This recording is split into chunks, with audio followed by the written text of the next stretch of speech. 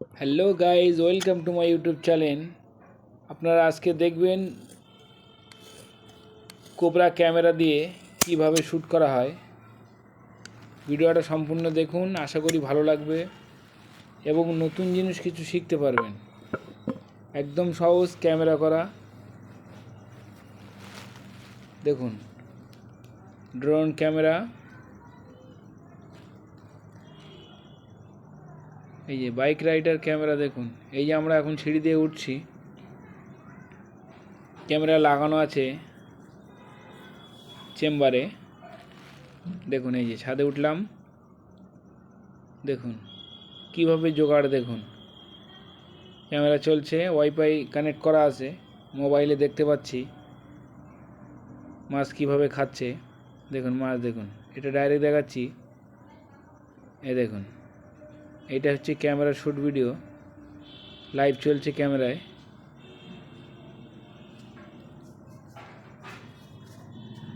দেখুন কিভাবে cobra camera দিয়ে শ্যুট করি আমরা।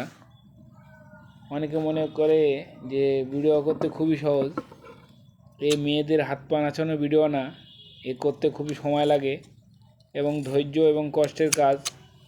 প্লিজ দয়া করে সাবস্ক্রাইব করবেন, লাইক করবেন, কমেন্ট করবেন, বেশি বেশি করে শেয়ার করবেন। এগুলো দরকারি ভিডিও, আশা করি অনেকেই ভালো লাগে ভিডিও দেখতে। দেখুন টর্চ লাইট ওখানে বাঁধা আছে, দেখুন কিভাবে জোগাড়। দেখুন লাইট পড়ছে, ক্যামেরায় শ্যুট হচ্ছে, ওয়াইফাই কানেক্টে মোবাইলে দেখছি ভিডিও, এইভাবেই হচ্ছে। দেখুন মাছ কত সুন্দর খাচ্ছে। দেখুন শিঙি মাছ আজ কমই এসছে, যেহেতু আগে পানাতে ঘা দিয়েছিলাম বলে। তেলাপিয়া মাছগুলোই আসছে, পিওর দেশি তেলাপিয়া।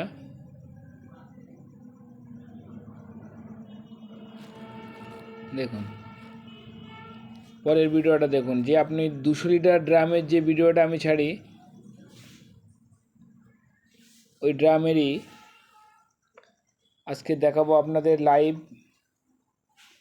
কোবরা ক্যামেরায় কিভাবে শ্যুট করা হয়। ভিডিওটা সম্পূর্ণ দেখতে থাকুন, ভালো লাগবে। ভালো না লাগলে লাইক করার দরকার নেই, আশা করি ভালো লাগবে। দেখুন মাছের খাবার দেওয়া হচ্ছে আর কিভাবে মাছ খাচ্ছে। দেখুন এই যে ড্রামের মুখে নেট বাঁধা আছে, যাতে বৃষ্টি হলে মাছ লাফিয়ে পালিয়ে না যায়। দেখুন ভিডিও শ্যুট হচ্ছে, 1 মিনিট 11 সেকেন্ড ভিডিও হচ্ছে ক্যামেরায়। দেখুন মাছ কীভাবে খাচ্ছে। দেখুন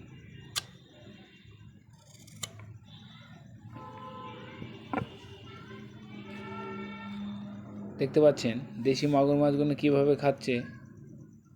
টর্চ লাইট জ্বলছে পাশে, ওই লাইটের আলোতেই ক্যামেরাটা হচ্ছে। দেখুন ভিডিওটা করতে অনেক সময় লাগে, অনেক কষ্ট হয়। প্লিজ দয়া করে লাইক করবেন, সাবস্ক্রাইব অবশ্যই করবেন। ভিডিওটা যারা ভালোবাসেন বন্ধুদেরকে শেয়ার করবেন। দেখুন কত সুন্দরভাবে ভিডিওটা করা হচ্ছে।